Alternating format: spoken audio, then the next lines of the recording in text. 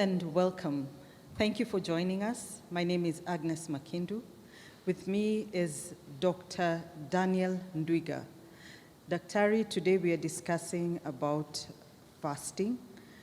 Every beginning of the year, we start by fasting. We start our year fasting. And we see different people in the Bible fasting. Even Jesus himself fasted. Are there any health benefits? Thank you so much, Agnes, for this opportunity, and thank you for joining us.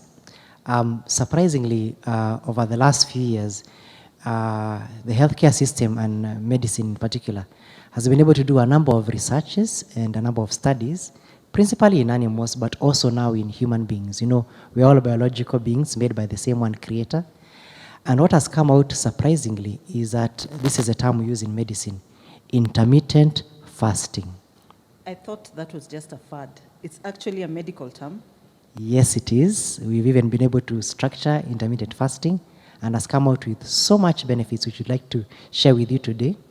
Thankfully, we already have it laid out in the Bible and we have it in the church calendar, what you should do in terms of fasting. So this is what has been discovered by medicine.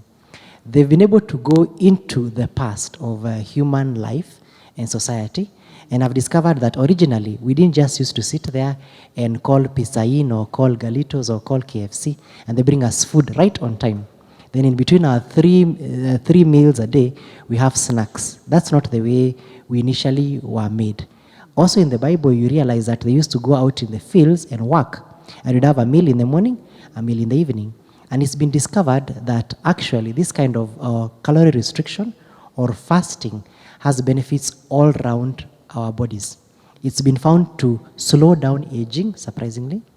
It's been found to help us with control of our blood sugar, help us with control of our heart rate, and thereby our blood pressure, in the management of stress, in the reduction of something known as inflammation.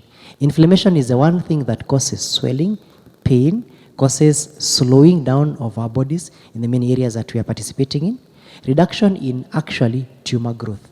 It's been found that when people have cancer, then you take them through seasons of fasting. Yeah, not that you take them through 40-day fasts. We are yet to do that in medicine. That is very supernatural. The first thing we talk about in medicine is either without feeding, yeah, that is mostly 12 hours, or alternate day fasting, which means one day you feed, the next you don't.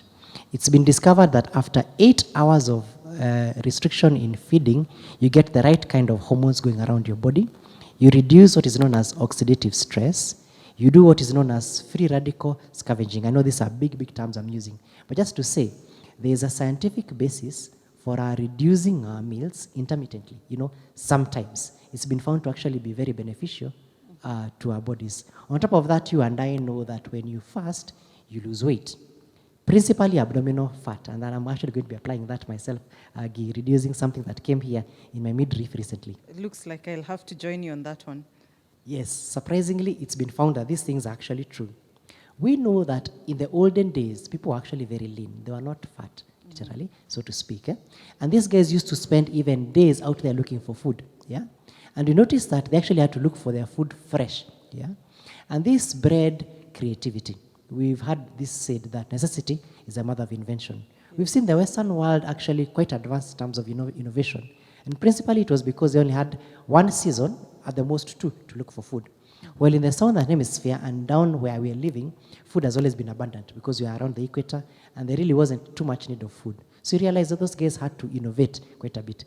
Get food, store it, because come winter, there's no way you're going to get food. So it's been found that we can actually take our bodies through a similar process, where you don't eat all the time, or you don't, have very frequent meals, but instead give your body some time to rest. It actually changes to a point where it's able to break down the fats, produce some chemicals that are able to release the right kind of signals to your body, particularly something known as ketones. What's been found medically is not that you add ketones to your diet, but instead allow your body to produce the ketones themselves, because the body breaks down what is known as glycerol and fatty acids in the liver, breaks them down to produce ketones, which are known to do something known as signaling. Signaling releases the right kind of measures in your body, allowing our bodies to manage stress better, improve performance, lose weight, I mentioned that, reverse things like diabetes and high blood pressure, literally. And surprisingly, help our nerves. I know you and I have come across people who have what is known as dementia or Alzheimer's or things like that. And literally, these ketones have been known to actually help reverse these things or reverse progression of these illnesses. So what we found in the Bible, for instance, the story of Daniel, he fasted, for instance, 21 days. We know that him and his friends took only pulses and water. These things have been found to actually help our bodies in restoring health, restoring strength, restoring stamina, allowing us to manage stress better, and allowing us to improve our performance. Thank you, Dr. Nduiga. Let me just take you back to the 12-hour fast. How exactly does that work? It's been discovered that whatever you eat produces energy. There are two main sources of energy in our body. That is glucose and fatty acids. So you find that when you eat 2 to 4 hours, 6 hours into your last meal, your primary source of energy is glucose from the foods you just ate. So what happens is, especially if you do jobs that require sitting, which is most of our jobs these days, not something physically active, you store most of that glucose in the form of fat. So what you're talking about is allowing yourself to stay at least 8 hours before your next meal. So you move from the level of using glucose to the level of breaking down what you already have. It's almost like someone who had a warehouse that is overfilled. So what do? Stop putting in the warehouse. Give. The word of God says that give, it shall be given to you. Good measure, pressed down, shaken together. So the same principle applies in terms of our feeds. If you're eating very, very frequently, you never give yourself a chance to be able to consume what's already there. So if I have my meal at 7 in the morning, I have my breakfast, when should I next have my meal? That would probably be around 4 to 5 p.m., preferably. Take a lot of water in between. It's very, very encouraged. By and large, we also encourage you to take less of the carbohydrates once you reach the age of 40. That helps. By and large, reduce the carbohydrates. Take a bit more of the vegetables and pulses, a bit more of the water. A bit of meat is actually very good, whether it's chicken or fish. Red meat, take that once or twice a week, not more than that, principally because of the uric acid that comes with it. Having said that, take your meal, if you can, those days that you want to do intermittent fasting, do it 8 hours after the last meal. So intermittent fasting should not be my lifestyle. Is that what you're saying? The jury is out yet for that. We are yet to get feedbacks, but the studies that have been done have shown that intermittent fasting as a lifestyle is actually the way to go. Okay. Doesn't this contradict what we have learned over the years, that you should have at least 3 meals in a day? Yes, it does. But once again, remember that even in the older age, they used to speak about, I think this came out in an earlier video, that you eat breakfast like a king, lunch like a prince, and dinner like a pauper. Having said that, this is something that has been still evolving. We're getting to understand that really your food should be your medicine, and medicine should be your food. So you're coming back again to basics. It's back to basics. And increasingly, this is being shown to be the best way to go on a community-wide effort, because really, curative medicine should not be the mainstay of any health system. It should be prevention. Prevention starts with what you eat, starts with what you do in your daily life. Yes, it flies in the face of what we've known, but once again, science is always developing and knowing new things we didn't know.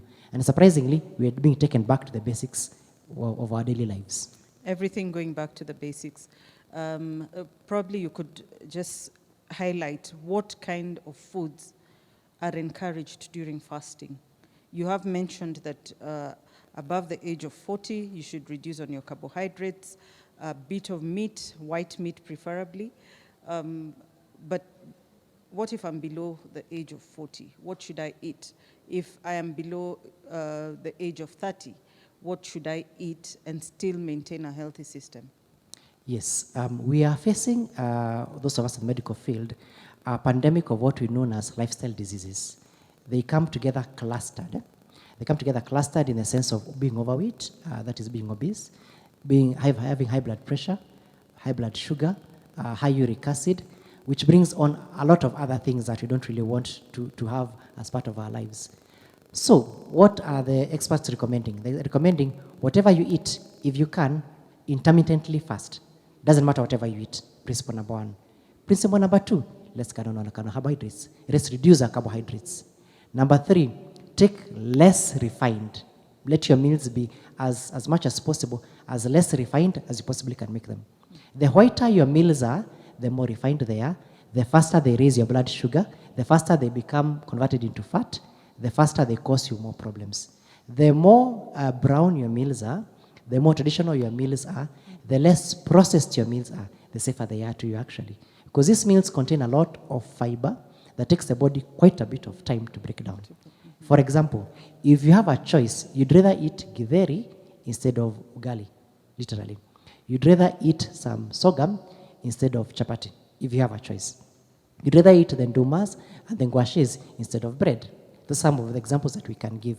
You'd rather, towards the end of the day, eat more vegetables and a bit of meat and less of the carbohydrates, because these actually have complex sugars that takes the body quite a while to break down. While when you take something that is, a cake, andazi, a chapati, sugar rises up really, really quickly, then goes down. During the phase that it rises up, it gets stored in our tummies as abdominal fat, in our liver as fatty acids, which are the things that we are working to overcome to make sure that we enhance and promote our own health. Thank you very much. So what you are essentially saying is that we go back to what our grandparents, our great-grandparents ate, more of the natural foods, a lot of vegetables, a lot of nuts, and reduce on the carbohydrates. And Agnes, they used to go to the field and not come back to the house until 3 or 4. So they were intermittently fasting as a lifestyle. Okay. So when I go to the office, I can intermittently fast Yes, until I come back home. Yes, you can. But make sure you don't miss breakfast. True. Yes, breakfast like a king, lunch like a princess, and dinner like a pauper. Thank you very much, Dr. Nduiga. Thank you so much.